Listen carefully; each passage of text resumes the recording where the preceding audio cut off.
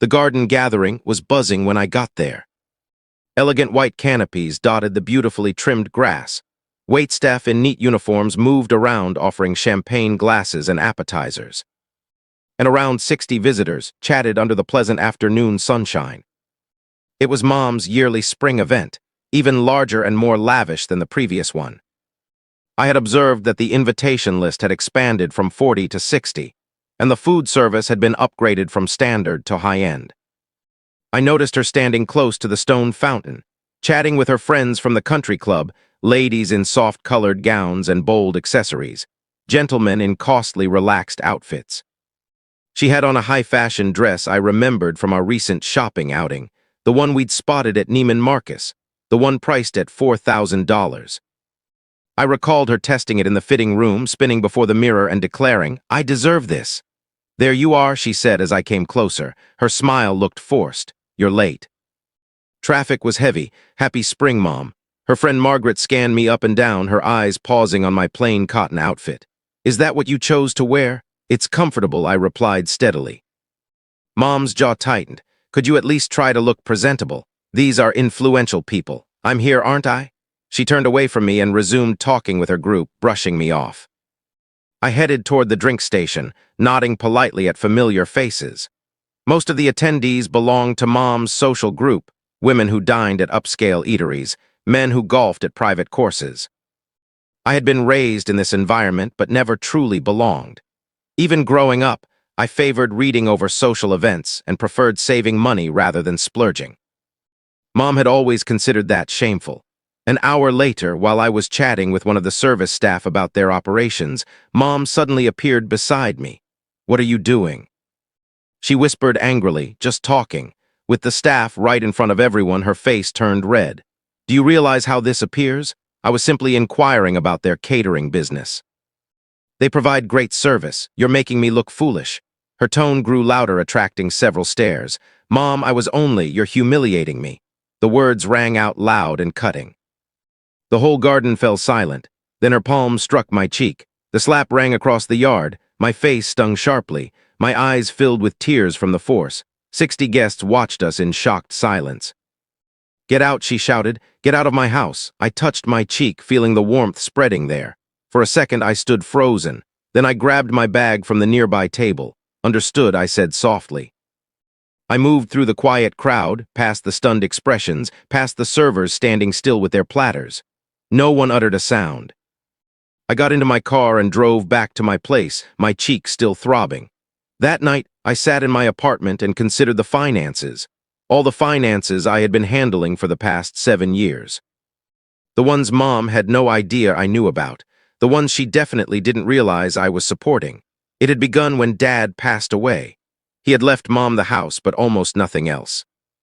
His small consulting company had collapsed 2 years earlier, draining their savings as he struggled to save it.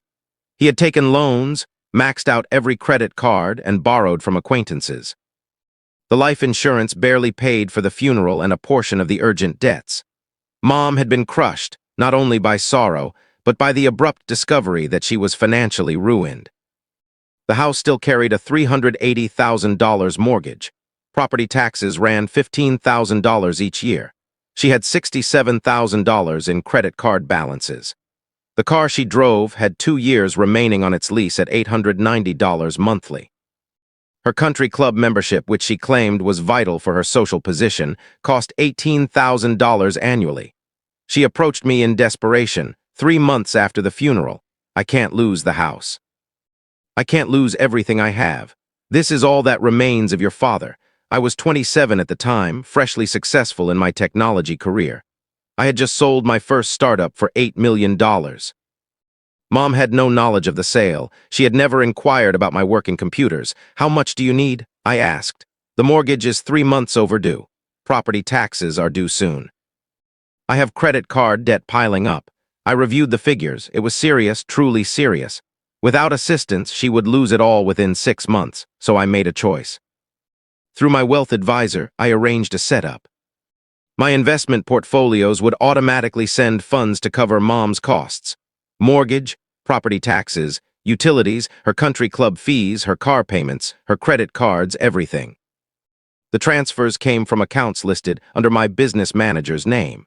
Mom got notices saying an unnamed supporter had created a trust in her favor. She never investigated it, never suspected who was responsible. For 7 years, I had sustained her entire way of living. The house, the celebrations, the luxury outfits, the expensive trips, all of it funded by the daughter she considered embarrassing. I kept working, developing my second startup, and making smart investments. The $8 million had grown to $40 million. I could easily afford to maintain her lifestyle. It felt simpler than facing the reality that she had never truly achieved financial self-reliance after Dad's death. But sitting in my apartment with a clear handprint on my face, I reached a new conclusion. Monday morning, I contacted my wealth advisor, the account assisting Margaret Anderson. I said, "I want every automatic transfer halted right away." He hesitated. "All of them? Every single one. Mortgage, credit cards, utilities, club fees, everything ends today. She will be informed that the trust assistance has concluded." "Are you certain?" "Absolutely certain." "Understood. I'll handle the cancellations within the hour." Next, I phoned the mortgage lender myself. "This concerns the loan for 2847 Riverside Drive. I'm the guarantor on that mortgage. I'm officially withdrawing my guarantee starting immediately." The agent reviewed her records. "Ms. Anderson, you have been the guarantor for 7 years. If you withdraw your guarantee, the main borrower will have to qualify independently or the loan will be due in full." "I understand." "And you're sure?" "Yes, I'll prepare the documents. Mrs. Margaret Anderson will be notified within 48 hours. I spent the rest of Monday placing similar calls to the credit card issuers where I had been the authorized payer, the country club where I had covered the dues, and the premium car dealer where I had guaranteed the lease. By Tuesday afternoon, the entire arrangement I had maintained for 7 years was fully dismantled. Wednesday morning, my phone began ringing. Mom's number. I didn't pick up. She left a message. "There seems to be some error with my accounts. The bank says my mortgage payment was declined. Call me." Thursday, she phoned 6 times. I deleted every voicemail without hearing them. Friday afternoon, she arrived at my office building. Security contacted me. "Tell her I'm unavailable," I instructed. "She's very persistent, Ms. Anderson. She says it's an emergency. Tell her to schedule an appointment through my assistant. She's inquiring about certain accounts. She appears quite distressed. Not my problem." Security persuaded her to depart after 20 minutes. That evening, I got a text from my Aunt Linda, Mom's sister. "Your mother called me in tears, something about her accounts being stopped. Do you know anything?" I didn't reply. Saturday brought more calls. Sunday, my phone vibrated nonstop. I switched it off and spent the weekend reading. Monday, exactly 1 week after the gathering, my wealth advisor phoned. "I'm receiving calls from several creditors," he reported. "Your mother's mortgage payment was returned. Her credit cards are being declined. The country club contacted us about overdue fees. Her car leasing company is threatening to take back the vehicle. As anticipated, she has also engaged an attorney. They're attempting to identify who managed the trust. They won't discover anything they can act on. The trust agreement clearly allowed support to be ended at any time for any reason. They're alleging financial elder abuse." I chuckled. "She's 62 and fully able to handle her own finances, or she would be if she lived according to her income. They're also asserting there was a verbal promise to keep providing support. We had no such promise. I quietly supplied help through a trust. That help has now stopped. There's nothing unlawful about it. Understood. I'll have our legal department ready a reply." Tuesday afternoon, my assistant notified me. "Your mother is in the lobby again. She brought someone with her. It looks like an attorney." Same response. "I'm not available. They're insisting on meeting you. Something about fiduciary duty. Contact building security. If they're not gone in 5 minutes, we'll involve the police for trespassing." They departed after 10 minutes. Wednesday, the calls grew more intense. Mom phoned from various numbers, friends' phones, hidden numbers, numbers I didn't recognize. I ignored everyone. Thursday, she sent a letter by courier to my office. My assistant delivered it, labeled urgent. I opened it. 3 pages filled with her handwriting, growing more frantic. "I don't understand what occurred. The bank claims someone halted my mortgage payments. My credit cards are at their limit and the payments aren't processing. The country club is threatening to cancel my membership. My car is scheduled for repossession next week. Please, if you know anything about who was assisting me, I need to locate them. I'm going to lose it all. At the end, she wrote, "I'm sorry about the party. I was under pressure. Please help me." I placed the letter in my desk drawer and went back to work. Friday afternoon, my wealth advisor called once more. "Your mother's house is heading toward foreclosure. The bank submitted documents this morning. She has 90 days. That's the usual process. Her credit cards have been closed due to missed payments. The country club ended her membership. Her car was taken back yesterday. Thank you for the information. There's one additional detail. She has launched a GoFundMe stating she's a widow facing eviction because of money troubles. That's her decision. It has collected $300 in 2 days, not unexpected. Her real friends are aware she has been living beyond her income for years. 2 weeks after the gathering, Aunt Linda called using Mom's phone. "You need to speak with your mother," she said. "She's breaking down. The house is in foreclosure. She has no funds. She can't even buy food." "She can find employment," I replied calmly. "She's 62 years old. Many people work at 62. In reality, most people don't get the chance to stop working early. How can you be so heartless? She's your mother." She slapped me in front of 60 guests and ordered me out of her house. She claims it was a misunderstanding. There was no misunderstanding. She made her feelings completely clear. "So you're just going to allow her to lose everything?" "I'm not causing her to lose anything. She's losing these things because she cannot afford them. That's called facing reality, but you could support her." "I could. I'm choosing not to." "This is heartless."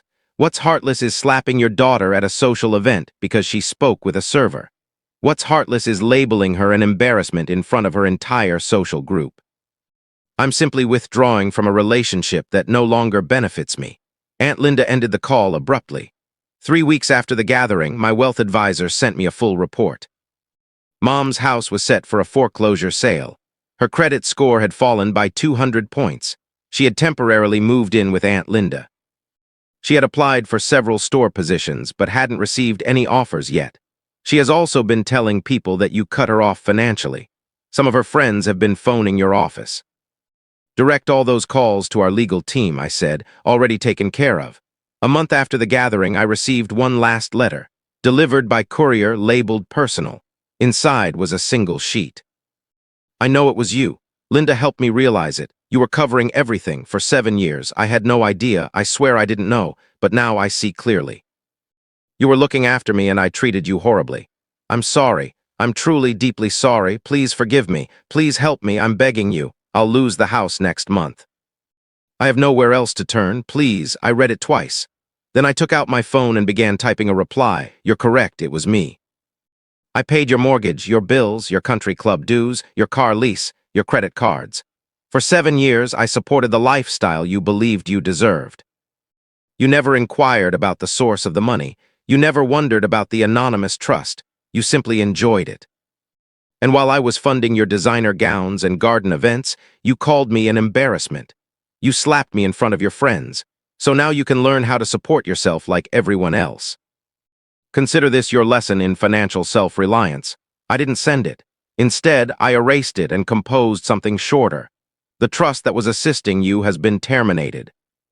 I have no details about who created it or why it ended. I recommend you consult a financial counselor about budgeting according to your income." I sent that. Her reply arrived right away. "It was you." "I know it was you. How can you treat your own mother this way?" I blocked her number. The house was sold at auction 6 weeks after the gathering. Mom relocated to a modest apartment on the other side of town, working part-time at a retail store. I learned all this through Aunt Linda's infrequent updates, which I didn't request but didn't refuse. My company kept growing successfully. The startup I had been developing went public 3 months after the gathering. My shares were valued at $70 million. I purchased a bigger apartment in the city center, contributed generously to organizations helping survivors of domestic abuse, and created a scholarship program for women pursuing careers in technology. Occasionally, I drive by Mom's former house. A young family resides there now. They have installed a play area in the backyard where the event canopy once stood. I never replied to any further messages from Mom. Eventually, they ceased arriving. My wealth advisor asked me once if I felt any remorse about my choice. I considered it thoughtfully before responding. No, I said. I regret supporting her for 7 years. I regret not allowing her to confront reality earlier. I regret believing that money could purchase respect or affection or even simple kindness. But I don't regret ending it. That's reasonable, he said. I built my achievements by identifying when an investment stopped delivering value. Mom was simply the most difficult investment to release. But like any smart business person, I learned to stop the losses. She taught me that love comes with conditions. I simply taught her that assistance does too. We both received our lessons that spring. The difference is, I learned mine by choice.